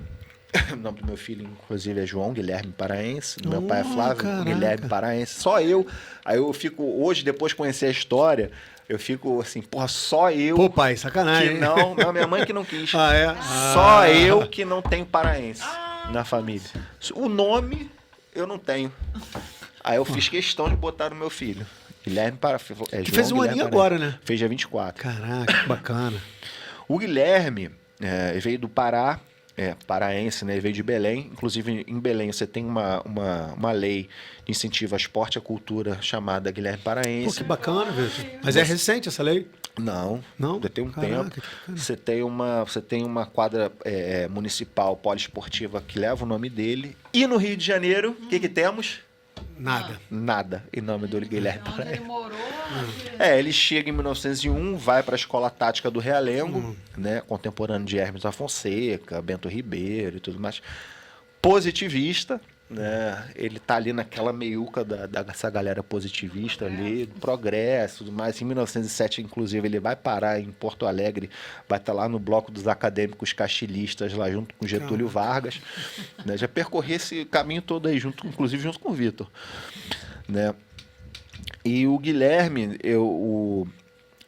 ele já na década de 10, ele vai gerir tiros na Pavuna, né? O clube de tiros no subúrbio. E o grande feito foi em 1920 na Antuérpia mesmo, quando ele ganha o ouro, né, olímpico. Mas, desculpa, Vitor, só de interromper, porque assim, a gente fala ele ganhou o ouro olímpico e a gente acha assim, ele foi lá e competiu de igual para igual. Mas essa história para ele ganhar o ouro olímpico Muito doida. é um absurdo, porque assim, cara, Vitor vai contar isso muito melhor do que eu, mas assim, os caras não tiveram o menor incentivo do governo brasileiro. Eles pegaram um barco para depois pegar um trem e, pô, tiveram as armas roubadas no meio do processo, material esportivo deles A roubado. grande ironia desse processo é que eles vão de avião, Sem incentivo avião não, nenhum. sem incentivo nenhum, mas eles atiram pelo Fluminense. Eles atiram enquanto atletas do Fluminense. Aí, primeiro ouro olímpico veio pelo Flusão. Aí começou a querer. Aí já forçou. Aliás, no Rio de Janeiro, Estado, polígono de tiro do Exército, porque ele era militar, leva o nome dele. Mas não é aqui no município, né? É Resende. Resende. Na cidade onde ele morou tem nada. Eles vão de navio, se eu não me engano, eles param ainda em Cabo Verde, alguma dessas ilhas aí, dessas ilhas portuguesas, né? Pra fazer alguma coisa e tal, acho que é uma baldeação. Depois eles vão pra Bélgica, né? Me corrija aí, porque eu sempre me erro. Aí eles vão pegar pra Bélgica ou pra França, eu não lembro. Não, acho que primeiro é pra Bélgica, depois pegam o trem pra França. Não, a Olimpíada foi na Antuérpia, pô. Ah, então eles vão pra França Pra primeiro. França, porque tem essas coisas. E eles vão de terceira classe num trem. O material de treino deles são todo Eles roubado. já chegam lá, quase perdem o trem, né? Quase perdem o trem, todos totalmente fodidos. O material é totalmente roubado, tanto as miras, as munições, as armas de treino. E aí entra a grande ironia do destino, né? Porque a equipe norte-americana, empresta para eles treinarem, inclusive para competirem. E o Guilherme ganha o ouro em cima do norte-americano que empresta a arma a ele. Deus do céu. O cara empresta a arma da Simone. A arma, se eu não me engano, porque tava com a tia... Qual é o nome da tia do meu pai? Que é a... Enfim, é uma das tias. A arma, se eu não me engano, tá na urca. Exposta. E a medalha. Pra tu ver como o cara era brabo. Ele não era a arma dele, não era familiarizado com aquela arma. Não era. Ele era exímio atirador. Se você pegar as notas do Guilherme na Escola Tática do Realengo, as matérias, assim, em história, línguas e tal, ele era muito mediano. Mas você pega esporte, o cara era... O talento. Talento, ele praticava hipismo. Não, Em 1919, ele foi presidente da Liga é isso que eu ia Suburbana de falar. Futebol. Ele não teve uma relação só com tiros. Ele teve uma relação com esporte de geral. Geral, Foi uma atletismo, pessoa- ciclismo, hipismo, né? Ele era um sportman, né? Ele se destacou na sociedade pelo esporte. E Tem que ter uma... ele mora no Meyer. Depois... Porque o Meyer, nesse período... Mata isso aí, Vitor. Se quiser ir no banheiro também, porque a gente tá enchendo o homem de coisa aqui quando ele fala pra ele beber, daqui a pouco se quiser ir no banheiro pode falar, hein, cara. O Relaxa. Meyer, naquele período, né, 1910 e tudo, era considerada a capital do subúrbio, né, Rafael? Era. Olha. Madureira que não ouça hoje. Não, pô. E aí, era onde essa elite suburbana, né? O Mera e o entorno, né? Gente dentro. É importante destacar que a região tinha crescido muito desde 1873 com a instalação das oficinas de trem de gente dentro. Então tinha uma especulação muito grande, porque a maior fábrica de trem da América Latina estava ali. Mais de 3 mil operários diretos, mais de 5 mil indiretos. Então era uma área que crescia muito. E fazia a fronteira com Todos os Santos, onde o Lima Barreto morava, e se expandia para o Meier. Então era um lugar onde a infraestrutura existia, os bondes da Companhia de Vila Isabel, os trens da Central do Brasil. A primeira parada de passageiros é do Engenho Novo, né? Então, em abril de 1800 em março de 1858. Então, era um lugar onde o investimento estava chegando muito pesado. Por isso que a gente está brincando como capital do subúrbio, porque era um lugar que atraía investimentos, né? Atraía investimentos, você tinha um comércio... Cinema, você tinha cafeterias. Você tinha, assim, era justamente tanto é que na revista Suburbana, de 1922, eles falam que o Meier não deixa nada a desejar para a Avenida Central. 22 não, de 18, né? Não sei. Mas acho que no jornal, enfim. O Lima Barreto tem uma crônica de 1917 que ele fala isso. Para que sair do Meier, aqui estão as melhores confeitarias, as melhores... Então, o Guilherme Paraense vive no Meier até a sua morte, em 68. O Brasil só vai ganhar outra medalha de ouro em 52, em Los Angeles. Caraca, é muito tempo, né? 32 anos depois. Já entrei em contato com o vereador, já tentei falar com o prefeito. Cara, e o Rio sediou os Jogos Olímpicos. Né? Pô, teve todo o investimento nessa memória olímpica do Brasil. E detalhe, que fez 100 anos da medalha em 2020, época de pandemia, mas teria a Olimpíada de Tóquio. Não falaram absolutamente... Falaram, né, alguma coisa, mas deram muito mais destaque à delegação brasileira, né, do que ao feito do Guilherme. Falaram do feito e tudo mais, mas assim, o Rio de Janeiro, não é só porque eu sou familiar dele, mas, por exemplo, entre a UERJ e o Maracanã, você tem ali uma praça que é chamada Emílio Garrastazu Médici. Por que você não bota praça medalhista Guilherme Paraense? Exatamente. Né? Ou uma vila dessas aqui de equipamento público, uma escola, uma rua, que eu já até propus, bota o nome da... Falei, bota o nome da praça. Qual é o nome da praça ali perto do Engenhão? Não tem. Bota Guilherme Paraense, medalhista. Não tem nada. E não falam nada, não falam, não, vamos ver, vamos conversar com fulano, que não sei o quê. Agora, você já deve ter pensado nisso como historiador, de produzir uma memória impressa, um projeto, né, de livro que torne mais evidente ainda a importância simbólica desse personagem. Já porque... Como a gente escreveu no artigo, né, com o Vitor, professor Vitor, que você tem uma atuação do Guilherme, inclusive política, muito além da medalha. O Guilherme ele vai participar da Revolução de 30. Né? Ele é partidário dos revoltosos, né? Ele está lutando ao lado de Getúlio Vargas. Ele era capitão na Praia Vermelha e ele destaca um batalhão da Praia Vermelha para fechar o túnel velho, para as tropas do Washington Luiz não passar. Ele troca tiro com os caras ali. E é isso. Inclusive tem Não devia ser bom o negócio trocar tiro com ele. Com ele não, hein? Washington Luiz. Tem um primo do meu pai, né, no caso, que é um primo já de segundo grau, que era primo da minha avó, o Eric, que é de São Paulo. E ele ainda tem memórias vivas do Guilherme, porque ele não é tão idoso. Ele não é tão idoso.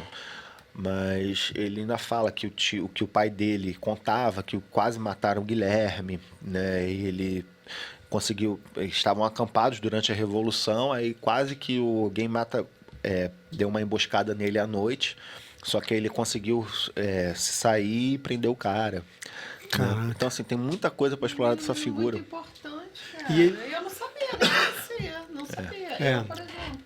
Eu confesso que eu soube por intermédio do Vitor, das pesquisas do Vitor. Quer ver? Vamos botar a foto dele pra galera. Depois bota a foto. Como é que é o nome do... Tom, vamos botar essa foto aí daqui a pouco pra galera ver, hein, do Guilherme Paraense. Só pra ela ver aqui. Vamos fazer um corte, é o primeiro medalhista. Vamos fazer. Aqui. Isso aqui ele já tá com idade já, né? Olha, nossa, bonitão, E tem uma barba que lembra o Vitor aí, não tem não? Isso aí já tá. Isso aí já na época da segunda medalha de ouro. Uau, né? Sim, não. A gente vai botar depois, manda pra gente. Tá, e ele foi reformado pelo Getúlio, né? Já no Estado Novo. Acho que em 43, aí ele vai se dedicar à mineração, ao escotismo. Caramba, sério? Assim, é. Pô, é muito importante que se tenha um trabalho, né? É fundamental. Cara, é porque o Vitor é um cara que faz muitas coisas. O Vitor é um cara que... A gente... O Vitor, ele, além de ser um historiador, um pesquisador, um cara que está terminando um doutorado agora, produz muito, né? O Vitor é pai recentemente. Eu lembro quando nasceu, que era pra você vir, só que nasceu seu filhinho. E eu vou até fazer uma pergunta nisso aí, que é uma pergunta... Como é que surgiu um novo inadimplente? Como é que... É porque o Vitor trata Os meus seguidores de inadimplente. Boa tarde, inadimplente e tal. Normal, eu sou inadimplente, infelizmente. Como é que foi, Vitor, essa questão de ser da tua paternidade agora? Eu ia te perguntar isso porque eu vi que ela trouxe mudanças, inclusive físicas. O Vitor agora tá um cara mais atlético, né? Mais esporte, né? Sem a parte do darwinismo social. Não, mas de vez em quando. Não, assim, quando eu começo a cuidar mais dessa parte, óbvio que eu não sou, assim, regrado, né? Porque para você ser regrado, você tem que ter dinheiro, né? Eu também não sou... quando eu tenho vontade, eu como. Eu tinha mais... eu não vou comer, porque senão eu tinha mais essas paranoias, né? Mas aí eu comecei... Óbvio, gente. Assim, é uma coisa que funcionou pra mim, né? Se vocês querem resultado, você tem que procurar especialista, né? Assim... que eu acompanhei muita gente falando. Minha própria esposa, ela já estudou um pouco isso. Ela hoje também estuda biotecnologia, né? Tanto é que eu fiquei um mês sem ir pra academia agora. Aí eu voltei. Eu falei, pô, tô pegando o mesmo peso. Ela, claro, você acha que o corpo, assim, tu acorda, não foi na academia um dia, tu vai perder todo um trabalho de 1 ano que tu fez? Não é assim, não. Pro corpo voltar ao que era, demora no mínimo uns 6 meses. Né? Porque tem todo um funcionamento que é bem legal, né? Que ela me explica lá de algumas coisas. Então, eu não me massacro, não. Se eu tiver que comer, eu como. Tô comendo aqui, eu tô quase comendo a jujuba toda aqui. E olha que eu parei, eu cortei doce assim num nível hard, mas eu sei que eu comi quase a tigela toda. Amanhã eu tenho que correr uns 10 quilômetros, Mas eu ia perguntar, eu ia chegar até nesse papo, porque assim, o Vitor posta muita foto dele correndo, fazendo atividade ao ar livre, aqui na Ilha do Governador. E eu ia perguntar... O subúrbio é bom para praticar esporte de rua? É Vitor? muito bom, inclusive, né? Tava falando do meu filho, a gente gosta muito de ir ali no aterro do Cocotá, né? Tem um esportivo, centro esportivo. Aquela área ali do skate e tudo mais. E o subúrbio é um lugar bacana para... Você tem aí o treinador, né? O PP, que corre. Bem bacana, que ele não segue, pode seguir. O cara, gente boa. Que ele faz distâncias assim absurdas. Sai do São Januário até o Maracanã. Corre de Copacabana até não sei aonde. E eu achei mais bacana de tudo que ele falou assim, eu corro no subúrbio a vida inteira, nunca me roubaram. Fui correr no Recreio de Bandeirante. Foi. Roubaram. Roubaram o celular, sei lá, no Recreio. E ele faz, tipo assim, faz Acari de madrugada. De madrugada, né? cara. Passa ali Manguinhos de madrugada. Você que tem medo de vir no subúrbio, você que não mora no subúrbio, olha aí onde o perigo mora. Menino, mas eu fui entraram na minha casa e foi bem na Alemanha, tá? E nunca entraram na minha casa no Rio de Janeiro. Pois Na é. Alemanha, A Elaine é tá. fogo, ela sempre tem que falar que morou na Alemanha. Não. Todo Aproveitou episódio o lá gancho. atrás. Porque quando eu, em Berlim, quando eu morei em Berlim. Eu Não, tenho tudo que bem. falar isso, porque eu sempre falo, ó, no Rio ninguém entrou na minha casa, mas na Europa entraram na Atende minha aí, casa. Vitor, atende aí. Pode atender. Por Não, isso que eu voltei pro Rio. Porque... Não, e é o que eu falo, eu tenho muito medo de andar ali no calçador de Copacabana, cara. E é um dos índices de criminalidade, de furto, de assalto maiores que tem na cidade. Depois da bobeira. Né? Porque eu te pergunto essa questão do esporte, porque eu também acho que isso faz parte da nossa gambiarra suburbana, né? Uhum. A capacidade da gente, improvisar. Você vai ali no Engenho de Dentro, em volta do Nício da Silveira, que agora tem um parque, o Parque Dona Ivone Lara, mas não existia. As pessoas correndo ali, aproveitando aquela área que era subaproveitada, sem iluminação, para fazer atividade. Aí já cria um grupo, aí já tem um grupo que dá aula, já tem um... 5 horas da tarde, a Praia da Bica tá cheia. O Corre Ilha. Lotado. Aqui tem. Lotado de esporte. Todo mundo na areia fazendo. Caraca. Então, assim, a paternidade me motivou. Porque, assim, para aguentar uma criança de 1 ano, você quer Cheio pai, de gás, cheio de disposição. gás. Assim, e também a questão da saúde. 36 anos, fazer 37. asmático, né? Não posso ficar dependendo de bombinha A vida toda, né? Agora, falando da paternidade, cara, é desafiadora, né? Ainda mais numa era digital, que você não sabe o que as crianças estão fazendo nas redes sociais. Cada vez estarrecedor, que esses grupos, né, propõem para os pré-adolescentes fazer desafios. Ficar sempre de olho, né?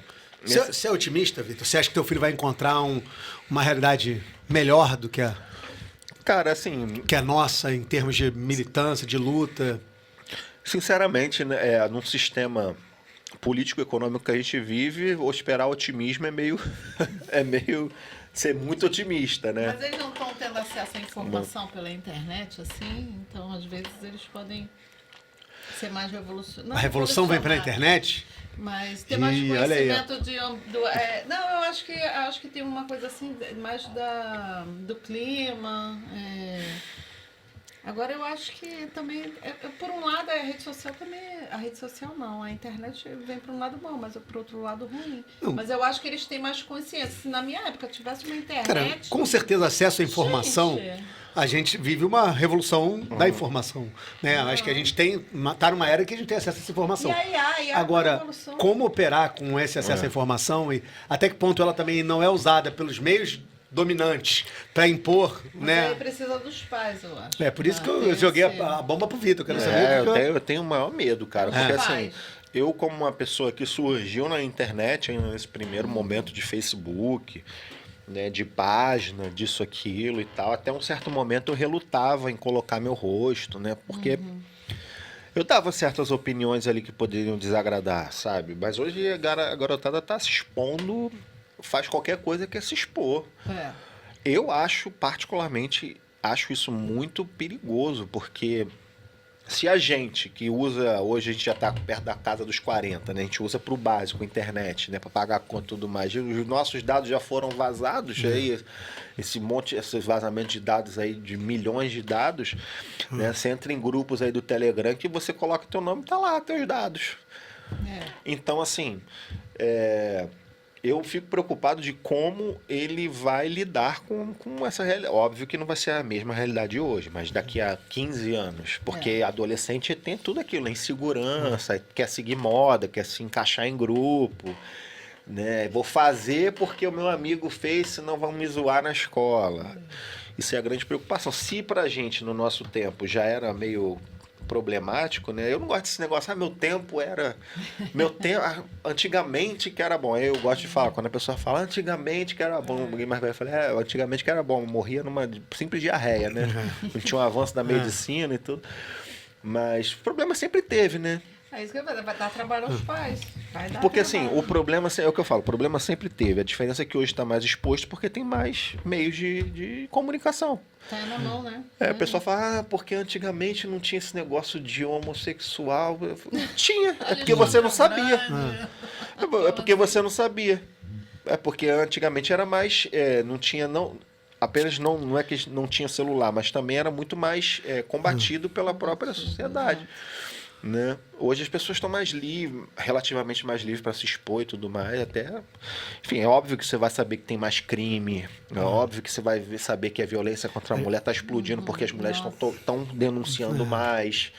A gente então, fala muito assim, sobre isso, sobre autismo, né? Que eu tenho um filho autismo, a Helene tem um sobrinho autista, então a gente fala muito sobre isso. Tem mais diagnóstico de autismo, porque tem mais acesso à informação, porque tem mais conhecimento técnico. E felizmente tem, porque aí tem mais formas também de operar, né? E tentar mitigar, de tratamentos preventivos. O Elia Jabu, né? Falou isso. Pô, ele é autista e foi descoberto bem depois. Então ele fala do processo dele de sofrimento, de que não foi tratado lá atrás. Mas eu fiz essa pergunta porque, assim, a gente é educador, né? A gente é um educador, o Vitor é um historiador, ele é um cara que produz para fomentar uma educação crítica da nossa realidade. E eu sempre pergunto com relação a esse otimismo, porque eu acho que pra gente trabalhar na educação e produzir, a gente precisa ter esse olhar de que a gente vai transformar alguma coisa, né? Eu fico pensando e aí eu me remeto a uma série de projetos históricos que a gente passou, né? A gente lembra do projeto Darcy Ribeiro, do próprio governo Brizola, né? A gente consegue rememorar que a gente avançou bastante, né? Em termos de educação. É muito complexo falar isso, tendo passado de uma pandemia, de um desgoverno que a gente viveu aqui, né? Mas eu acho que se a gente não for otimista, não tiver essa relação de solidariedade, sociabilidade, de rede de forças suburbanas, a gente não segue, não acorda. Pelo menos eu acredito nisso. E eu acho que você, como pai, agora deve vencer esse dilema, né? Entre a dureza da realidade e a expectativa de que mundo é esse que meu filho vai... E é legal essa questão dessas redes de informações, que apesar dos problemas de fake news, de extrema-direita, de tentativa de retrocesso de direitos e tudo mais, a gente forma a rede, como você falou, você, por exemplo, falando de subúrbio, a gente tem essa formação de uma rede de pessoas que estão pensando numa outra ótica de cidade. Não é que não existia antigamente. Existia, a gente deu diversos exemplos aqui de redes no início do século XX que não tinha. Obviamente não tinha internet, né? Mas se articulavam como podia. Hoje os contatos são muito mais rápidos, né? Rafael foi me passar para me buscar lá no Cocotá, eu tô há 10 minutos, tá bom, tô terminando de comer. Quando eu vi o Rafael, já tava lá me esperando, pô. Ele tava rápido já. Então, assim, eu acho que sabendo aproveitar essas ferramentas, dá para fazer um trabalho bacana, né? A gente tá chegando no final, eu prometi pro Vitor que a gente ia... Eu falei, Vitor... A gente tá esperando ele há tanto tempo, mas eu falei, Vitor, pode ficar tranquilo que eu não vou te tomar o seu dia inteiro, não. Mas eu queria chegar num ponto que a gente tava conversando informalmente aqui, e o Vitor falando, caramba, estamos indo para 13 anos de Suburbano de Depressão, e eu não sei quais vão ser os próximos passos. Então eu deixo aqui a minha manifestação pública da necessidade da existência, né, do Suburbano de Depressão, por várias questões. E é importante deixar claro que o Suburbano de Depressão e o trabalho do Vitor tem uma notoriedade muito significativa. Seja ela atuando como assessor de comunicação na Prefeitura do Rio de Janeiro, como ele já atuou, né?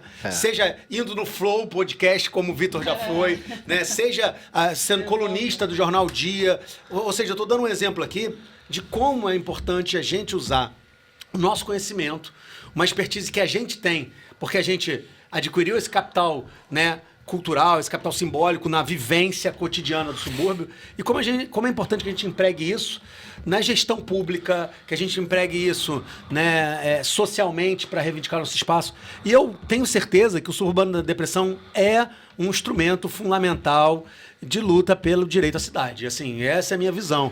Eu acho que por várias formas você acessa um público que precisa ou rir da dureza da sua realidade ou se estimular em rede para produzir um discurso contra-hegemônico, um discurso, né, na luta pelo direito à cidade. E espero muito que cada vez mais a gente esteja junto nessa rede próximo para fortalecer essa atuação, porque eu sou um dos fãs do Suburbano de Depressão, cara. Eu sou uma Tem muita gente que segue, eu nem imaginava. Tanto, eu falo, acordo de manhã, eu tô rindo dele.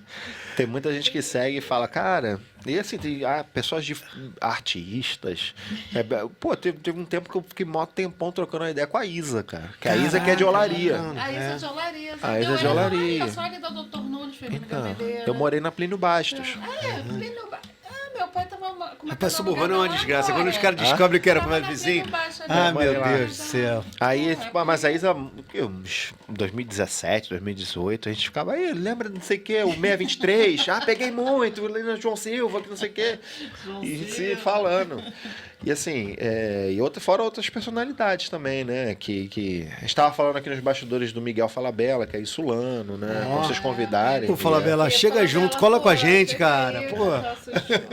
E assim, e o subúrbio justamente é um celeiro, né, de personalidades, né, que muitas, por seus diversos motivos, acabam saindo daqui. Aí a gente volta naquilo que a gente falou lá no começo. Talvez o subúrbio padeça de mais destaques porque muitos não ficam, né? A maioria não ficam, né?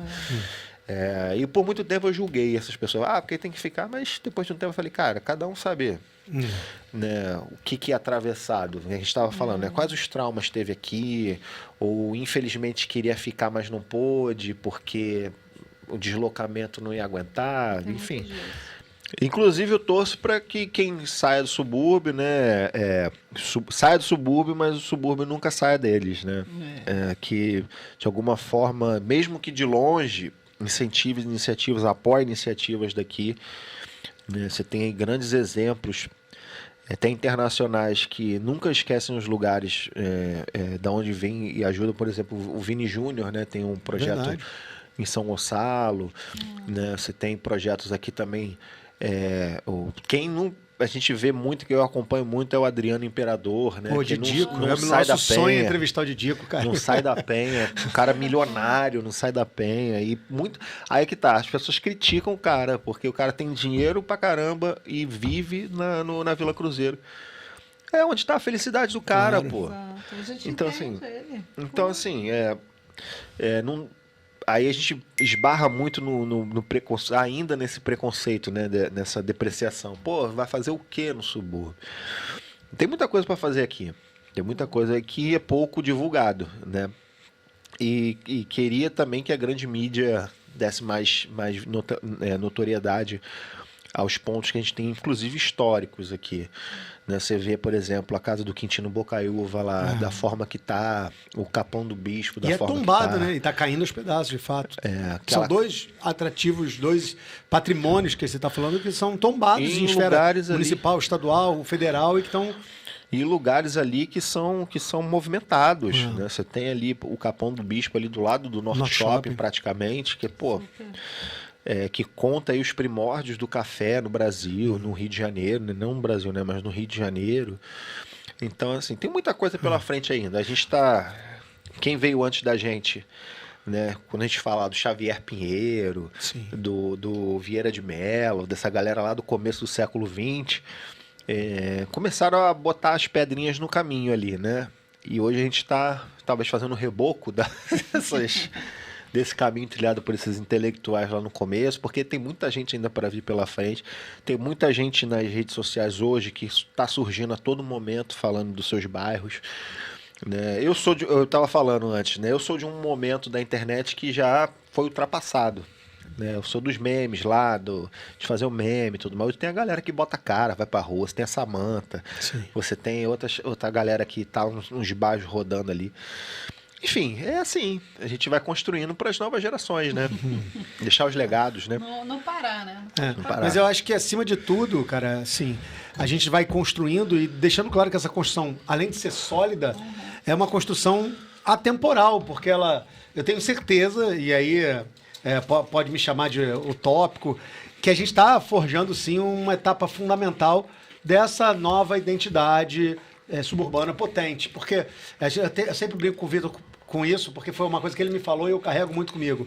Lendo um trabalho que é fundamental para quem estuda a história do subúrbio, trabalho de um geógrafo chamado Nelson Nóbrega Fernandes, o rapto ideológico da categoria subúrbio. Existia um rapto. Em determinado momento, raptaram essa palavra, subúrbio, e transformaram ela de forma depreciativa. Mas o Vitor sempre me coloca isso. E o que vem depois do rapto ideológico? E o que a gente vai fazer para além disso, né? Ou seja, como a gente vai se posicionar... Como é que vai ser o resgate desse processo? E eu acho que esse resgate vem acontecendo, e vem acontecendo a partir de várias atividades, coletivos, ações suburbanas, como o Vitor falou. Hoje em dia existem pesquisas muito sérias sobre isso. A professora Rossi Alves, que o Vitor, inclusive, acabou de ajudar ela a escrever um livro sobre literatura, sobre a cultura suburbana. A professora Sandra Sá Carneiro, que também escreve pesquisando coletivos suburbanos, a importância, a ação. Sem contar os próprios ações suburbanas. A gente está falando aí do aniversário do Meyer, que vai acontecer agora.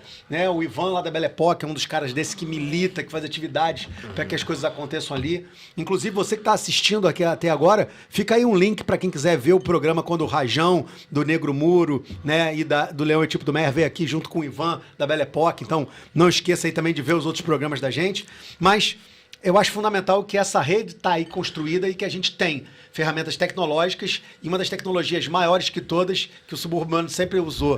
A gente tem a possibilidade de olhar no olho, fazer uma roda, sentar junto e fazer a coisa acontecer. E tu é um cara que faz isso, né, cara? Na base da gambiarra, né? As estratégias e táticas. É melhor. As estratégias e táticas. Para falar com o suburbano no estudo, você é Michel Dissertor, gente. Olha só. Cara, Vitor, muito bom conversar contigo, irmão. Né? Obrigadão Muito aí, bom cara. mesmo, Porra, cara. eu ia propor um brinde brinde, mas os copos estão vazios. Tão vazios. Vamos assim.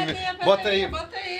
Porra, bota aí, vamos beber aqui, Você ó. é o quê? A gente tá... Ó, isso é verdade que o Rafael falou. Quando Cara, a gente abriu o Vitor, podcast, a gente começou o podcast e falou assim, cara, quem a gente vai chamar? Vitor Almeida. Pô, só isso aí. Vitor Suburbano, aí, caraca. Aí ele até falou, ele mora aqui na ilha. Aí Eu o falei, Vitor, pô, tava Agora nascendo, ele aquela vai sair correria. agora do Papo Subúrbio, Agora eu vou você sugerir pra ele ter um venha. programa aqui, Não toda... precisa nem Quero ser repórter É, do Papo quer ser Subúrbio. repórter do Papo Subúrbio? Aí. Boa, Caraca, fica hein? bom. Estou aqui agora no camelódromo do Cocotá. Tô aqui no Cacuia, na frente do... É, boa, a gente tem que fazer alguma coisa na ilha, que a gente ainda não fez. Galera, Você já conhece os coletivos daqui? Não, ainda tem Tem que... o pessoal, se vocês quiserem, Você eu dou tem que fazer contato. essa Tem uma ponte aí pra galera aqui, gente, Tem cara. o Soulpista, tem Opa, então vamos junto. tem o Maracajá, né? Tem uma galera bacana aí. Cara, e você que ficou aqui até o final com a gente, não esquece, a gente precisa que você siga nossas páginas, dê um like, espalhe pra geral esse papo e, principalmente, fortaleça as ações, o trabalho intelectual, cultural do Vitor. O Vitor é, de fato, um cara desse, como a gente, que constrói pontes suburbanas e que faz as coisas acontecerem. Irmão, muito bom trocar essa ideia com você. Valeu, ó. Sempre, irmão. Um Tamo brinde junto. de refrigerante aqui, tá, mesmo tá parecendo festa de herê com doce e refrigerante. de que anos Valeu. 80. De anos 80.